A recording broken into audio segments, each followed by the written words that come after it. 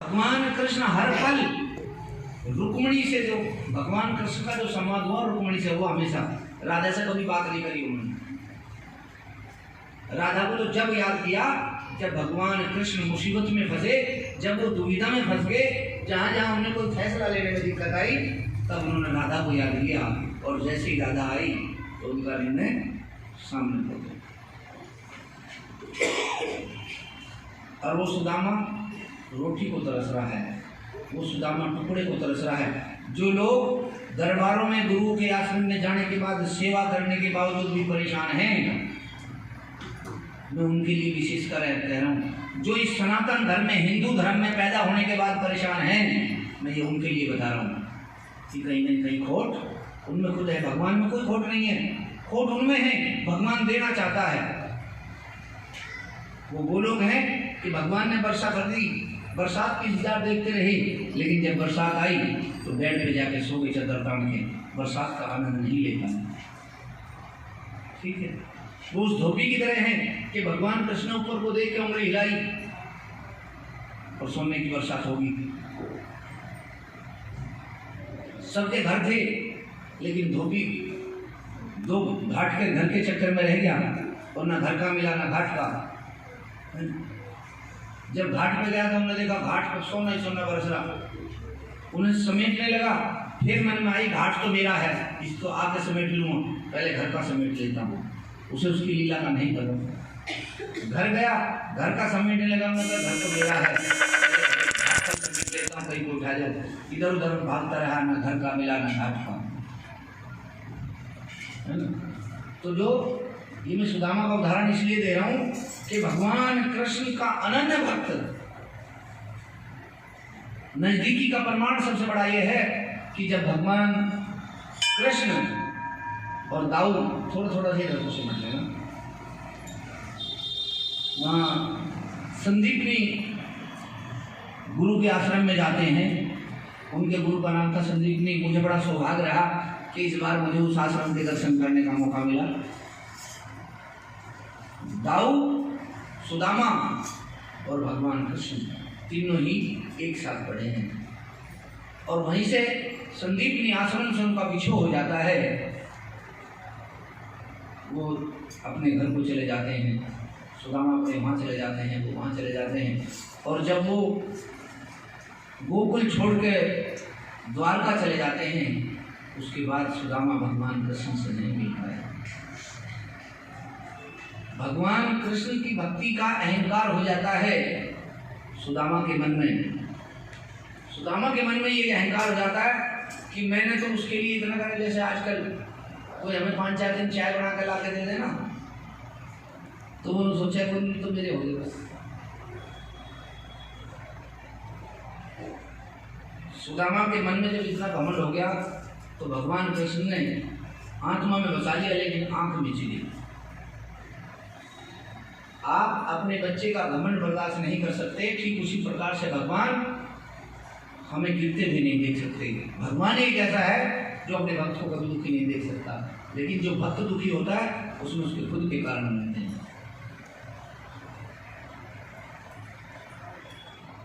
तो सुदामा को याद करते रहे। सुदामा को उनकी मिश्रानी ने कहा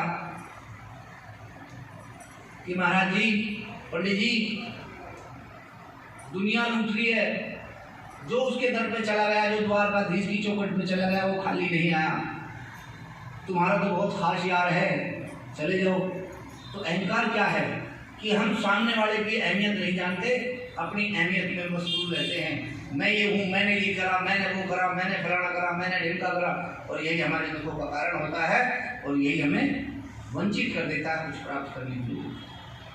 वो ये भूल गया कि वो भगवान कृष्ण खाली सुदामा का नहीं, उसके लिए पूरी प्रजा है, पूरा विश्व है, पूरा ब्रह्मांड उसके ऊपर टिका है, उसे सबको देखना है। प्यासा हमेशा कुएं के पास जाता है, ये कहावत भी वहीं से चरितार्थ हुई है।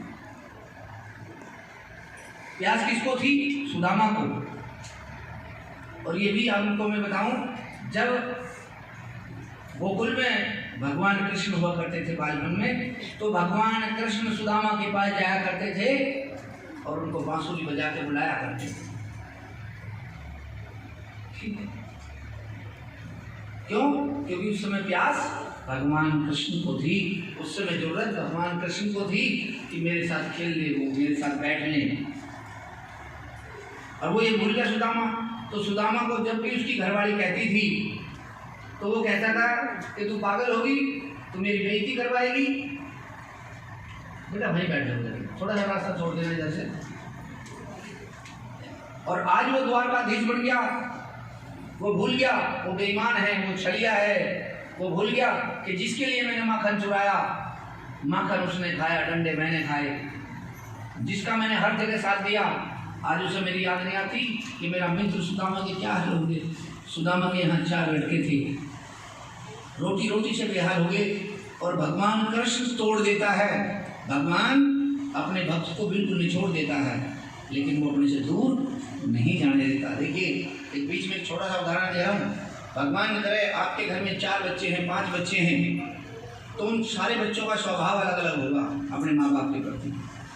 उनमें से एक बच्चा ऐसा जरूर होगा जो बिल्कुल निकम्मा होगा, नटखट होगा, कामचोर होगा, लेकिन सबसे भारी होगा। जब कमाने का नंबर का ठंडी नहीं आवे, जब शादी ब्याह में कपड़े खरीदने का नंबर होगा, तो सबसे बढ़िया का हाथ धरेगा, सबसे पहले लेगा। होता नहीं ऐसे घर में। और घर वाले भी सबसे पहले किसकी छाट करें? उसी की करें, नटखट, कि भाई घर में शांति रहे, पहले इसका देख लो। जो बात मान लेते हैं उन पे और भरोसा होता है कि ये तो समझ जाएंगे, लेकिन वो नहीं समझे, पहले उसी को करना, भैया घर में कलेश नहीं होना चाहिए। उसी प्रकार से भगवान भी जो नास्तिक होते हैं ना, उनकी इच्छा जाते ही पूरी कर देता है, उनको जल्दी जल्दी हटा, लेकिन जिससे वो प्रेम करता है उसे अपने चरण में लगाया रहता है। तो भगवान की लीला हुई। सुदामा जब नहीं बात माना, भगवान कृष्ण ने देख लिया कि भाई बात बढ़नी रही। सुदामा को बार बार वो एहसास करा रहे, इतनी दरिद्रता कर गई कि उस समय, आजकल तो कोई दीन धर्म है नहीं, लेकिन भारतीय संस्कृति में सनातन धर्म की एक प्रक्रिया है कि जो सच्चे ब्राह्मण होते हैं वो भिक्षा मांग के जब खाते थे तो 5 घर जाते थे। अगर 5 घर से मिल गया तो ठीक, ना मिला तो ठीक। ऐसा नहीं था कि 5 घर भिक्षा मांग ली फिर 6ठे घर चले गए। 5 घर मांग ली, मिल गया तो ठीक, ना मिला तो ठीक, 6ठे घर नहीं जाते थे। एक दिन हालात ऐसे हुए कि सुदामा के घर में एक दाना नहीं, बच्चे भूख से बीमार हो गए, मरने की हालत में हो गए। तो जैसे ही सुदामा खाली झोली लेके घर जाते हैं, एक दाना खाने को नहीं, और वो किसका दोस्त था? भगवान का। तो मैं ये उनको बता रहा हूँ, जो लोग कहते हैं जी हम तो रात दिन पूजा करें, भगवान ने कह दिया हमें, हमारे कर्म खराब है। जिस रास्ते को वो चलाना चाहते हैं हम उस पर नहीं चलते, हम अपने तरीके के रास्ते पर चलते हैं, हम अपनी इच्छा के अनुसार चाहते हैं, लेकिन भगवान वो देना चाहता है जिसमें हमारा हित होता है, लेकिन हम अपनी इच्छा के अनुसार मांगना चाहते हैं। तो सुदामा की आंखों में आंसू आ गए, और मिश्राणी क्योंकि माँ तड़प जाती है, तो मिश्राणी सुदामा की घरवाली सुदामा से बेइंतहा लड़ाई कर देती है, और वो कहती है कि कम से कम अपने लिए नहीं, ये जो तेरी संतान है इनके लिए तो चला जा। लेकिन सुदामा मना कर देता है। सुदामा कहता है मिश्राणी तो भूल गई, मैं सच्चा ब्राह्मण हूँ, और सच्चा ब्राह्मण कभी झुकता नहीं, कभी सर नहीं झुकाता गलत के सामने। भगवान कृष्ण मेरे मित्र रहे, मेरे सबसे नजदीकी रहे, वो दिखावा करता रहा, लेकिन वो भूल गया आज मुझे। और जो बेईमान हो गया हो उसकी चौखट पे जाकर तू चाहती है मेरा अपमान हो। लेकिन मिश्राणी उसे एक बात कहती है कि स्वामी, हो सकता है उसकी कोई मजबूरी हो, जो तेरा इतना सच्चा मित्र रहा, जो तेरे बिना एक पल नहीं रहता था, जो तेरे साथ हमेशा रहता था, और आज वो द्वारकाधीश का राजा है और वो तेरे से मिलने नहीं आ रहा, तो हो सकता है उसकी कोई मजबूरी हो। कम से कम तू भी तो सच्चा मित्र है, एक बार उसको यही देखिए कि उसकी कोई मजबूरी तो नहीं, तो सच्चाई का तो पता जब ही लगेगा। लेकिन हम अपने अपने अहंकार में बैठे रहते हैं, और सुदामा के दिमाग में वो बात बैठ जाती है, और सुदामा भगवान कृष्ण से मिलने के लिए सुदामा नगरी की ओर से, वहाँ द्वारकाधीश की ओर चल देते हैं। द्वारकापुरी में जाते हैं, द्वारपाल घुसने नहीं देते, फटे कपड़े, पैरों में कांटे चुभे, ढील पड़ी है, मैले कपड़े बिल्कुल। भगवान कृष्ण आए, गले लगाया, अंदर ले गए, वहां रखा। और भगवान इतने दयालु हैं, सुदामा जब उसकी चौखट पे गया उससे पहले सभी अपने कुबेर को उनको बुलाकर विश्वकर्मा को सुदामापुरी भेज दिया और विश्वकर्मा को कह दिया कि सुदामापुरी द्वारकाधीश से बढ़िया लगनी चाहिए। सुदामापुरी इतनी अच्छी हो, इतनी बढ़िया हो कि द्वारकापुरी उसके सामने फीकी पड़ जाए। और वहां जाके मेरी भाभी रहती है, भाभी से जाके मेरा प्रणाम कहना चरणों में। उधर सुदामा और भगवान कृष्ण का मिलन होता है, उधर कुबेर और विश्वकर्मा सुदामापुरी को भव्य रूप दे देते हैं। सुदामा को कुछ नहीं पता, सुदामा कुछ नहीं होता, वो झिझकता है जैसे आप लोग झिझकते हैं जब आपकी जेब में पैसा नहीं होता। आज का दुर्भाग्य है सनातन धर्म में कि मंदिर में आधे से लोग इसलिए नहीं जाते कि उनकी जेब में पैसे नहीं होते कि वो वहाँ पुजारी के सामने थाली में पैसे चढ़ा दें। आधे लोग इसलिए नहीं जाते कि उनकी जेब में इतने पैसे नहीं होते कि 80 रुपये के एक दर्जन केले ले जाएं।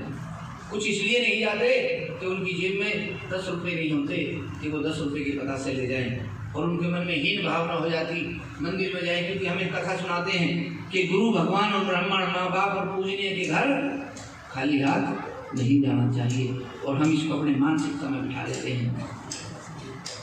अधिकतर मंदिरों में भी देखा होगा आपने कि जब आपके हाथ में प्रसाद का थैला होगा और जेब भारी होगी तो पुजारी साइड साहब को बुला के भगवान के चरणों में चढ़ी हुई माला पहना देता है। लेकिन मैं कहता हूँ वो माला बेकार है, वो दिखावा है। असली माला पहनने की कोशिश करिए, इतनी भक्ति करिए कि भगवान खुद अपने मंदिर को छोड़ के तुम्हारे पास आ जाए और वो अपने प्रेम की माला, अपने हाथों की माला आपके गले में डाल दे, आपको अपने सीने से लगा दे। बोलो सच्चिदानंद भगवान। तो कुबेर सुदामापुरी बना देते हैं और शर्म की वजह से पोटली नहीं खोलते, दिखाते नहीं कुछ। तो भगवान कृष्ण कहते हैं मेरी भाभी ने कुछ न कुछ दिया होगा, सुदामा तू छल कर रहा है, मेरी भाभी मुझे कुछ दिए, तुझे बिना कुछ दिए भूल जाए मेरे लिए, ऐसा हो ही नहीं सकता। फिर 2 मुट्ठी चावल खा जाते हैं उसमें से कच्चे, और कच्चे चावल खा जाते हैं तो 2 लोग का राज दे देते हैं। तीसरा जब खाते हैं तो रुक्मणी हाथ पकड़ लेती है। रुक्मणी कहती है प्रभु कम से कम हमारी तरफ तो देख लो। वहां भी भगवान कृष्ण कहते हैं कि जो सुदामा का सच्चा प्रेम है ना, उसके लिए 3 लोग भी कम है। प्रेम की कोई कीमत ही नहीं दे सकता। आज का जो प्रेम का संबंध है वो सिर्फ 82 से है, इससे ज्यादा कोई नहीं। किसी को कह दे मैं तुमसे बहुत प्रेम करता हूं तो बस वही जोड़ दे तार एकदम सीधे। लेकिन प्रेम का मतलब तो आत्मीयता से है। प्रेम वो अमृत है कि जिसे सच्चा प्रेम मिल जाए तो दुखों को कितना भी पहाड़ियों में टूट जाए लेकिन आदमी टूट नहीं सकता, ये मेरा विश्वास है। तो कुछ दिन रहने के बाद कथा छोटी करता हूं। भगवान कृष्ण सुदामा को फिर अपने पास बुलाते हैं और सुदामा को नए कपड़े पहनाए, सब कुछ नया दिया। तो सुदामा ने सोचा आज कुछ देगा मुझे। वो कपड़े, वो जूते, चप्पल सुदामा को अच्छे नहीं लग रहे थे। रोज देखता था कपड़ों को, कृष्ण जी को गाली देता था, उसी के महल में रहता था, उसी को गाली देता था कि आया था कुछ लेन, अपनी घरवाली को भी गाली देता था। कम वक्त बहुत घमंड करती थी, चला जा चला जा, ये कपड़ों का क्या होगा, मेरे बच्चे वहाँ भूखे बैठे हैं, घर में खाने बिताने नहीं, मुझे कपड़े पहना दिए, सूट कुछ दे तो चलूँ, मिश्रानी के धोले। आखिर एक घड़ी आई, सुदामापुरी बन के तैयार होगी। सुदामा जी के घर में अन्न धन के भंडार भर दिए गए और भगवान कृष्ण ने सुदामा को बुलावा भेजा कि भाई आज मेरे से मिलने आ जा दोबारा। अलग ठाट बाट दे दिए द्वारकापुरी में। सुदामा गया, मनी मन में खुशी मना रहा कि मुझे लगता है आज दिल पसीज गया, आज उसे मेरी याद आ गई, फिर दोबारा के मुझे आया हुआ यहाँ 2 दिन हो गए और आज मुझे कुछ ना कुछ देगा तो मेरे बच्चों का पेट भर जाएगा। लेकिन वहाँ उल्टा हुआ। अब आप देखते हो ना, आप कहते मुझे दुख हो गया, मैंने भक्ति करी, मेरा लड़का बीमार हो गया, मैंने भक्ति करी, मेरी घरवाली मर गई। शरीर मरता है, इंसान नहीं मरता। तो वो ख्वाब सजाते हुए गए और वहाँ उल्टा क्या हुआ, भगवान कृष्ण कहते हैं सुदामा से, सुदामा तू मेरा बड़ा सच्चा मित्र है और अब तुझे यहाँ रहते हुए बहुत दिन होंगे, मुझे लगता है भाभी वहाँ इंतजार देख रही होगी, बच्चे तेरा इंतजार देख रहे होंगे, तो मुझे लगता है तू अब उनसे मिलने चला जा। सुदामा भी इंतजार में था। तो सुदामा सोच रहा भाई चल मंत्री सरस्वती को कहेगा कुछ खजाना बजाना देगा तो लेके चलूँगा। दूसरी इतनी बात सुन के सुदामा ख्वाब देख ही रहा था, इतने में कृष्ण जी ने कह दिया सुदामा एक काम कर, तू मेरा सच्चा मित्र है, ये जो नए कपड़े मैंने तुझे दिए ये उतार दे और जो तू पहन का आया था वही पहन लिए फटे हुए। सुदामा ने फिर मनी मन गाड़ी देनी शुरू कर दी, जैसे हमारे सेवादार हमें देते हैं, बराबर में बैठे गाड़ी देते रहेंगे। अब भी यहाँ बैठे हुए बोल रहे यहाँ उठा रखे, कम से कम धागा पागा मान जाए तो हम भी घर जाके खाना बनाना, सामने कह नहीं सकते। सुदामा ने बड़ी अच्छी खरी खोटी मन में कहते रहे भगवान कृष्ण को। खैर मरता क्या न करता, कोई जबरदस्ती का सौदा तो है नहीं। सुदामा ने फटे हुए कपड़े पहन लिए, वही टूटी हुई लकड़ी हाथ में दे दी कृष्ण जी ने अपने हाथ से उठा के, वही जो खड़ाऊ सोने की पहरों ने ये भी यहीं कर दे। अरे काम कर जा भाभी से मिलिया, चल दिया।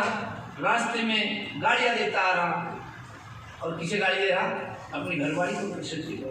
तो बहुत जबरदस्ती भेजा, मेरी बेइज्जती करवा दी, मेरा सर झुका दिया, इससे अच्छा तो मर जाता। घटना होती है सुदामापुरी में, भगवान की लीला जब चली और सुदामा अपने घर के सामने खड़े हैं। उनके घर के सामने एक चौक था, चौक में जाके देखते हैं और वहाँ जाके भी सुदामा भगवान कृष्ण को गालियाँ देना शुरू कर देते हैं कि इतना छलिया, इतना बेईमान था, मुझे वहाँ बिठाए रखा और मेरे पीछे से मेरी झोंपड़ी भी गायब करवा दी, मेरे बच्चे मेरी पत्नी भी गायब करवा दी, मुझे बर्बाद कर दिया। वही जहाँ वो झोंपड़ी थी वहाँ आलीशान कोठी बनी है, मिश्रानी खिड़की से झांक रही है और सुदामा की घरवाली ने सुदामा को आवाज़ दी। इतनी सुंदर और इतनी भव्य, इतने आभूषण पहन रखे थे कि एक पल के लिए सुदामा अपनी घरवाली को पहचान नहीं पाया। तो खैर जब पहचाना उसने कहा मैं तुम्हारी मिश्रानी हूँ। तो जी महाराज स्वामी जी अंदर आ जाओ। तो सुदामा कहता है कि वो तो छलिया था ही, इसीलिए तूने मुझे उस बेईमान के पास भेजा था कि तू मेरे पीछे से किसी और साहूकार से आंख लड़ा लेना। तेने इतनी गद्दारी करी, मुझे बता दे ये किसके महल में गई, मेरे साथ तूने भी गद्दारी कर दी। उसने कहा ये तुम्हारा ही है। अंदर जाते हैं, मिश्रानी सारी कथा बताती है कि ऐसे ऐसे जब तुम घर से निकले थे तो वो कुबेर और वो विश्वकर्मा आए, उन्होंने सारी कहानी बताई। तो सुदामा पछताते रहे। तब सुदामा ने कहा है कि मुख से निकली वाणी तर्कस से निकला तीर और बीता हुआ समय कभी वापस नहीं आता। किसी के बारे में कुछ भी शब्द बोलने से पहले एक बार अंतर मन से विचार कर लेना चाहिए, कहीं ऐसा ना हो कि तुम्हारा तीर और तुम्हारे पे बात कर जाए। तो भगवान का माता जी का भजन करते हैं कैसे?